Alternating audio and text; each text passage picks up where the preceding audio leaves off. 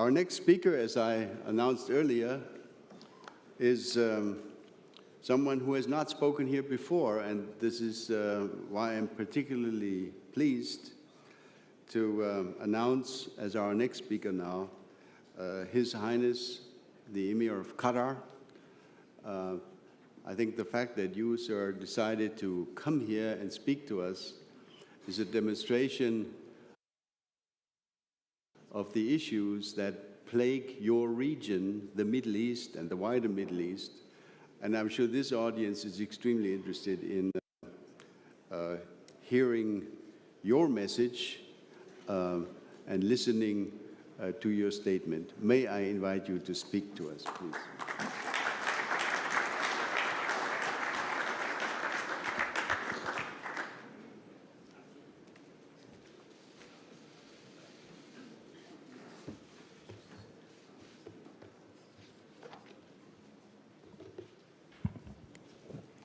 Thank you, Mr. Ambassador.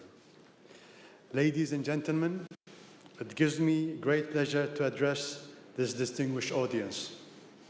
Germany is an especially appropriate venue for a meeting to discuss the present-day global order and the threats to it. A nation that stands for the values of freedom and the rule of law.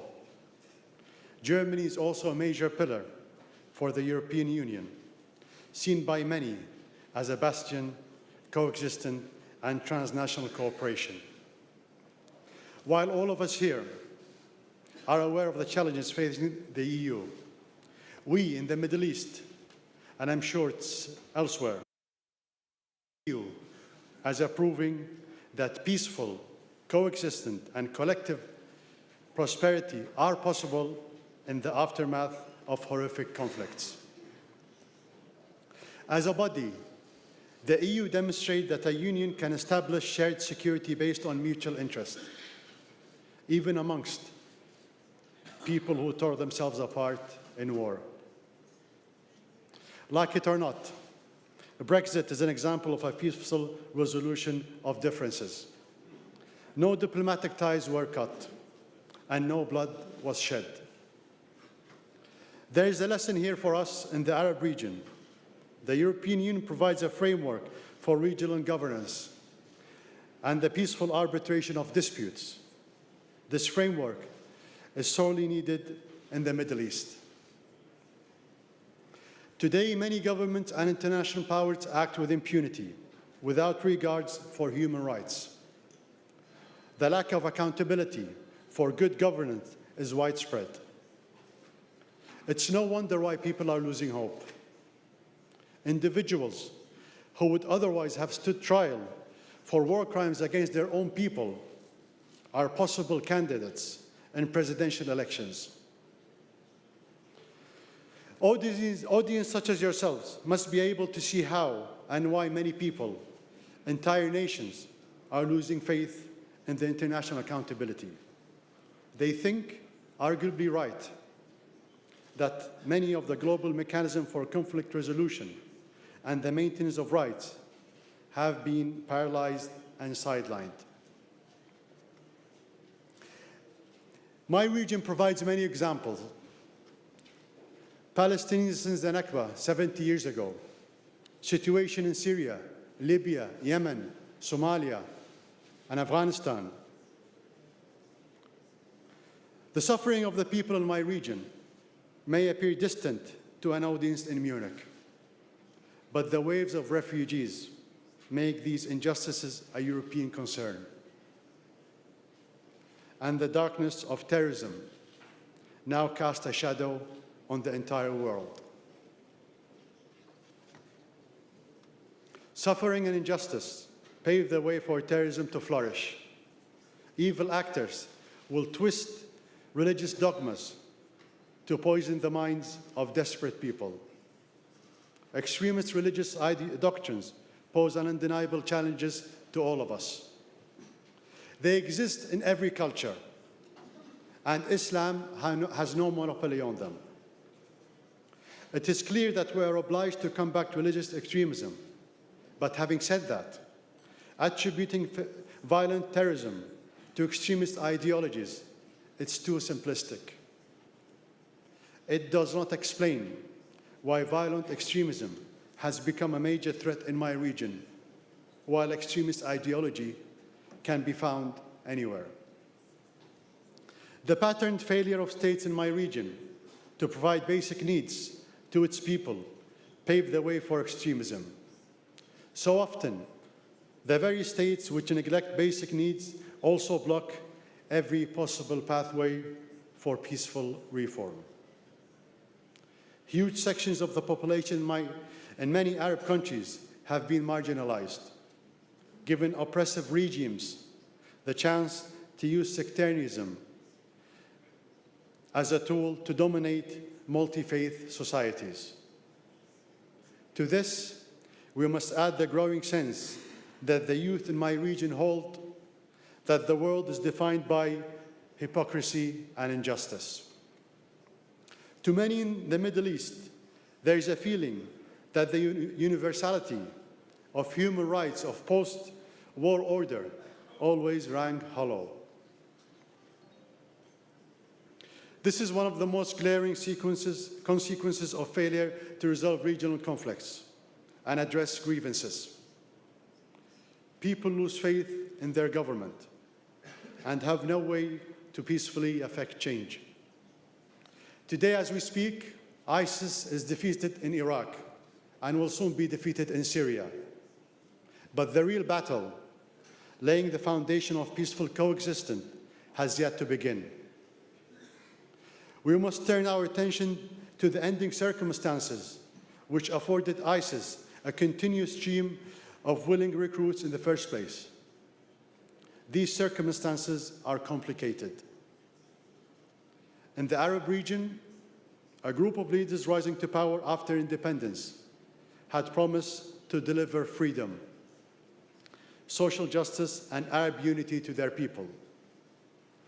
Instead of fulfilling those promises, the Arab state has degenerated to become one in which the people have to choose between security in a basic physical sense, and on the other hand, their dignity, freedom, and aspiration for social justice.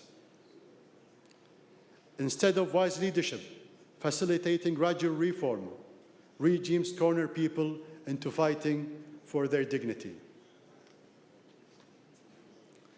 The carnage which followed the counter-revolutions after the Arab Rising of 2011 has shown all of us what end results of this stark choice is. The people called out for dignity, and they were answered with violent silencing. This cycle needs to end. This gathering together here in Munich needs to bear fruit. We need to walk away with a clear picture of how to end conflict and provide basic rights and security to our people. After noting that 8 of the 10 most lethal conflicts are rooted in the wider Middle East, this year's Munich Security Report attributed these conflicts to a definite set of factors: lack of social and economic progress, growing sectarian division, regional rivalries, and shifting engagement from external powers. I would also add 2 factors: recklessness and no framework for providing shared security. Ladies and gentlemen, it is no secret that during the most GCC crisis, my own country was able to experience some of the factors in full force. It has been a futile crisis manufactured by our neighbors, some of whom are major and regional players, once believed to be a stabilizing factor on the world stage. That is no longer the case. The adventurous policies have undermined regional security and the economic outlook for the GCC as a strategic bloc. Had regional relations been guided by a set of solid governance and a rule of law, we would not have seen nations with limited resources being blackmailed into bartering their foreign policies for external aid. Other nations who also who also needed financial aid, refused the offer and stood for their values. Had regional relations been guided by a set of solid governance principles and rule of law, we would not have seen the exploitation of wealth, power, or geographical constraints to satisfy the thirst for power. Ladies and gentlemen, even with the regional turmoil, Qatar remains one of the most peaceful countries in the world. Despite the obstacles imposed upon us, including a full land, air, sea blockade beginning 5th of June of last year, Qatar secured new trade routes, accelerated economic diversity, and bonded together in unity. Qatar emerged stronger. We have continued to trade with the wider world. We have not missed a single shipment of liquefied natural gas during this time. This is vital to the rest of the world, as we are the world's second largest exporter of natural gas, and our exports ensure the stability of global energy supplies. By diffusing the impact of the illegal and aggressive measures imposed on our people, Qatar preserves its sovereignty.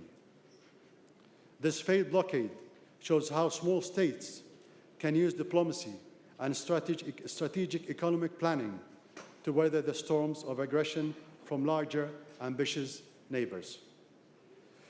Those aggressive actors wish to use small states as pawns within their power games and sectarian conflicts. It is vital to the interest of the people of the Middle East to guarantee the independence and sovereignty of states like Qatar, which refuses to be forced to take side in the standoff between two entrenched camps. Preserving the sovereignty and the independent decision-making of countries like Qatar ensures accelerated development like free media and free speech that the blockading countries insist we surrender. In front of this distinguished audience, I believe that it is time for wider regional security in the Middle East. It is time for all nations of the region to forget the past, including us, and agree on basic security principles and rules of governance, and at least a minimum level of security to allow for peace and prosperity. All nations in the Middle East, small and large, need to agree on a baseline of coexistence, backed by binding arbitration mechanism and enforced by the collective body of the region. We can mirror the efforts of the European Union, its ability to find common ground to rebuild and prosper. Shifting from feuds to cooperation will require that we each be held accountable, like allowing the flow of humanitarian aid to pass across borders, allowing safe and free passage for families, providing access to religious sites to all faiths, preventing the desecration of historic and religious sites, and respecting common trade routes. This should not be a pipe dream. Too much is at risk. The Middle East is at the brink. It's time to bring it back. All of us here, especially those who enjoy more power and wealth, have a responsibility to solve the conflict. The Middle East will need help from the larger international community to succeed in such a mission. I asked all nations in the Middle East to accept an invitation to participate in such a holistic security agreement. I urge all nations to continue putting diplomatic pressure on my region to get this done. We must start with a regional security agreement before the Middle East can put the turmoil in the past. With the greater good in mind, we remain hopeful for a future where true security, both for the state and for the individual, is established for all nations. Thank you very much.